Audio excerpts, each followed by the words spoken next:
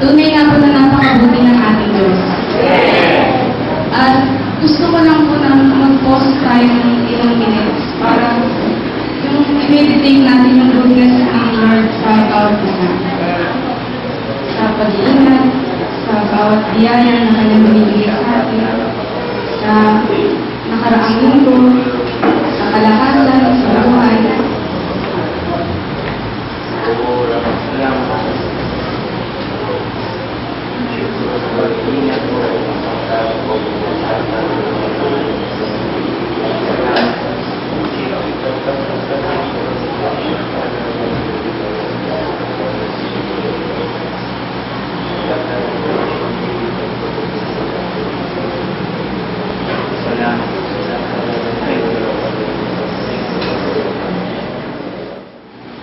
Ang sabi ko dito, I will praise you, O Lord, with all my heart.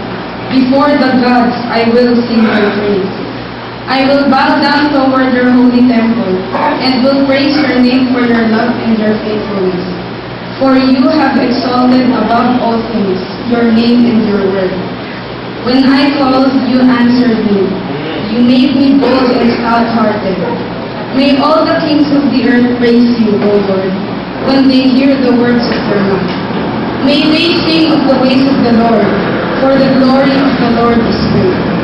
Though the Lord is on high, he looks upon the lowly, but the proud he knows from afar. Though I walk in the midst of trouble, you preserve my life. You stretch out your hand against the anger of my foes. With your right hand you save me. The Lord will fulfill his purpose for me. Your love, O Lord, endures forever. Do not abandon the works of your hand. Tunay nga po na napakabuti ng ating Diyos. At marapat lang po na ibigay natin ang lahat ng papuri sa Kanya. Can we just utter praises to our Lord? Parinig natin na yung taos-pusong pasasalamat natin sa Kanya.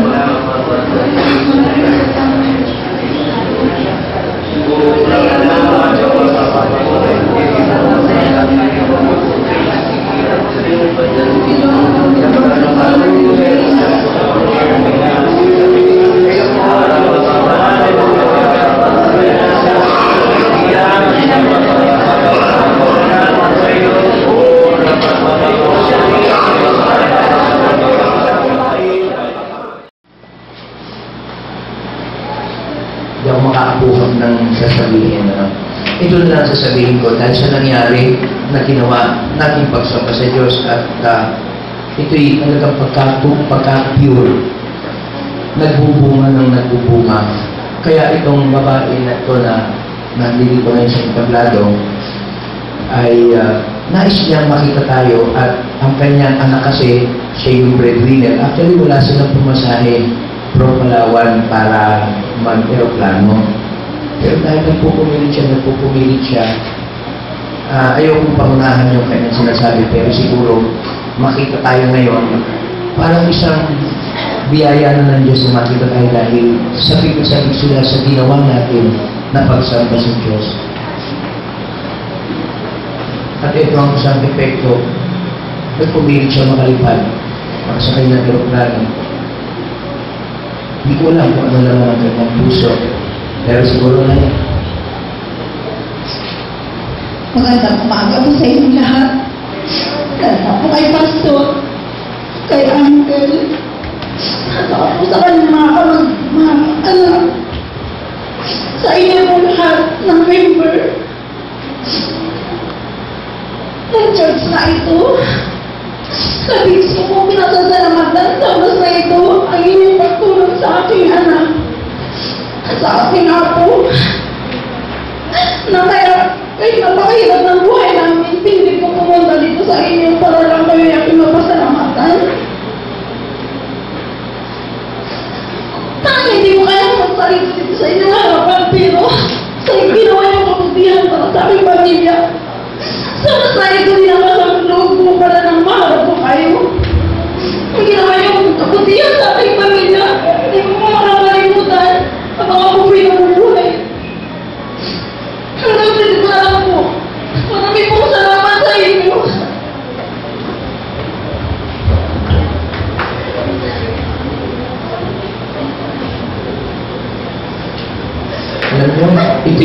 ka lamang sa mga ginagawa ng Diyos sa ating buhay.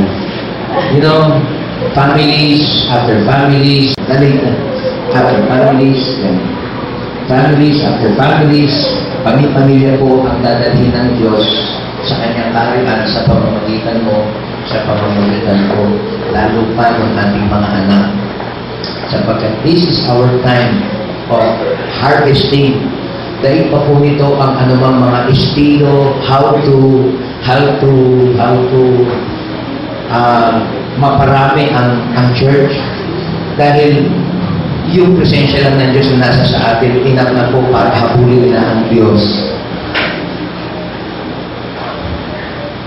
Hinabol nila si Jesus hindi dahil sa himala. Dahil nakita nila ang Diyos, ipinakita niya ang Diyos sa kanyang buhay. At sabi, He went all around doing good, healing all manner of sicknesses, setting free those who are held captives, because the Holy Spirit is in Him. Yun lang po. The Holy Spirit ay nasa Kanya. And He, talaga po, kahit mga ospital, lahat ng puntahan natin, hold on. Ang importante lang po, talagang let's hunger and thirst for God. Ako po kasi, siguro pagkatapat ko na rin sa inyo, alam niyo po ba, araw-araw struggle ako. Kung pwede ba tayo? Nandiyan ba sila, Frankie? Bakit siya hinanap ko? Bakit si Josie? Huwag kayong magsiselos. Ganun lang po siguro. Pagka nasa hapak tayo ng kainan, mas masarap po yung kumpleto ang mga anak. Ikaw yung tumilalang po. Araw-araw struggle ako. Struggle ako na sana dumating na yung gabi para matutulog na upang maibilang ko sa aking buhay araw-araw nito yung hindi ako naisahan ng diablo. Araw-araw po nakikipagdigmaan ako na huwag akong mahuhulog sa diablo. Huwag na ako'y gusto ko po, kung pwede, araw-araw, pero araw-araw po struggle ako. Yung magising ako na natapos yung gabi, kaya po ayaw ko tumigil sa kapitray kay Lord eh. I want to be part, gusto ko nakakabit sa kanyang puno lagi. Hirap na hirap po ang loob ko at dami-daming ginagawa ang demonyo sa akin. Sa aking instinct, sa aking mga gagawin, mga planong biglang naiisip, upang ako'y mabitag. Hirap na hirap po ako. 24 hours yun. Pagkatapos na 24 hours, ito na naman. I think, ganun din po kayo.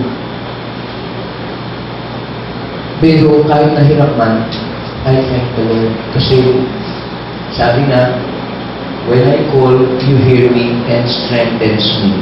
Psalm 138, yun ang natandaan sa binasa ni Ate Jeremiah. Alam niyo po kasi isang araw, papunta kami ng kasal, atin kami ng kasal, so kailangan kong ipaayos dahil kami ng dawn watch at uuwi. So, dahil pupunta ng kasal, ipapalinis ko po dahil sasakay sa amin yung mga kapandilan eh.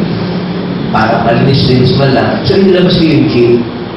Unang-una po pala, Monday yun, galing ako ng 5:30 sa San Roque Municipal High School upang magturo sa mga papasok sa eskwelahan dahil yung kanilang flag racing na itinuro pa sa akin ng isang kapatid doon. Pagkatapos noon, dito po naman ako sa munisipyo.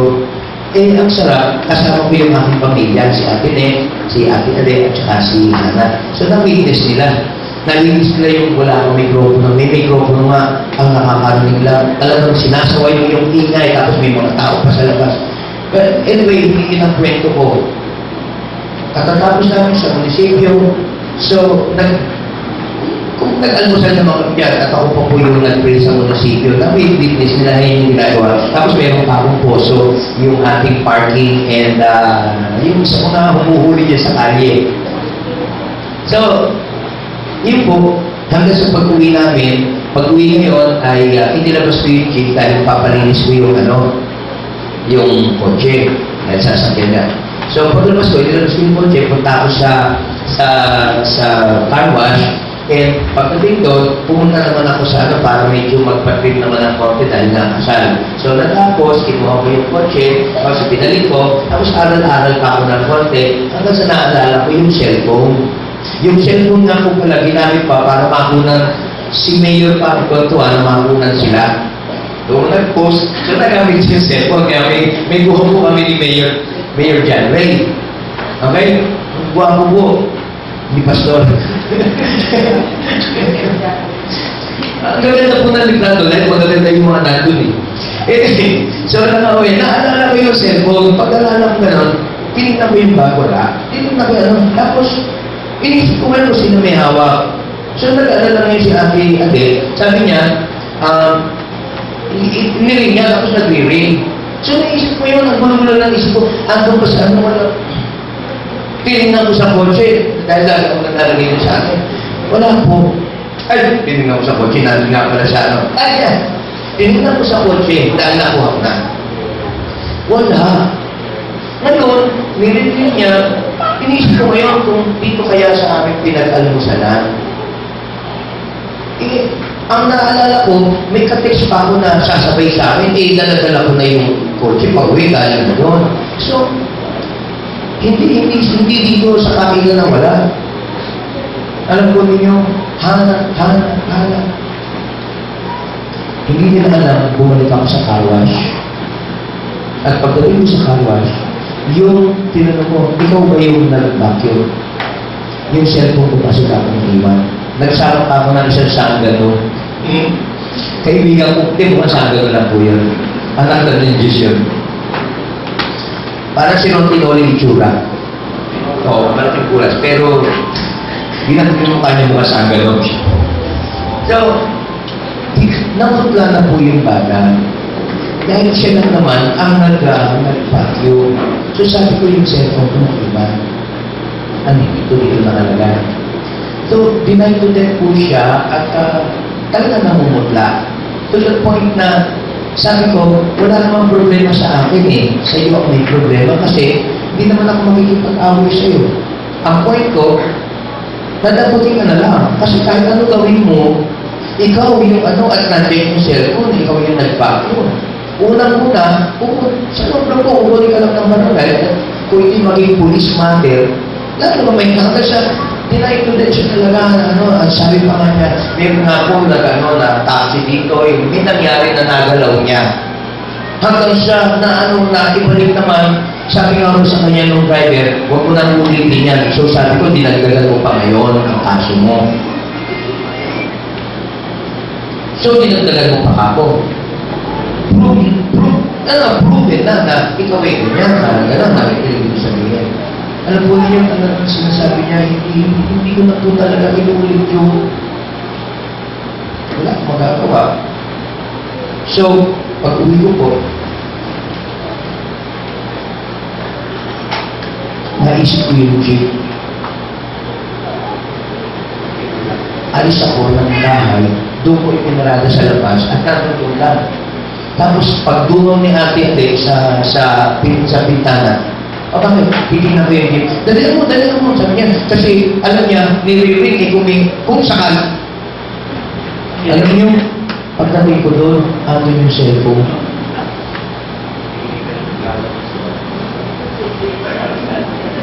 Amin yung cellphone. Now, as a simple Christian, sa isang taong nagawa natin ng masama at tayo ay paparusahan, talaga namang magpapaka-kumbaba tayo dahil mataas na tao yan. Pero yung isang katulad nito, pwede mong sabihin, okay lang. Kahit na hindi mo nabalikan, wala namang kaso yun. Siya nga, hindi ganito At kung sabihin natin nagkamali, pwede naman, hindi na tayo, diba?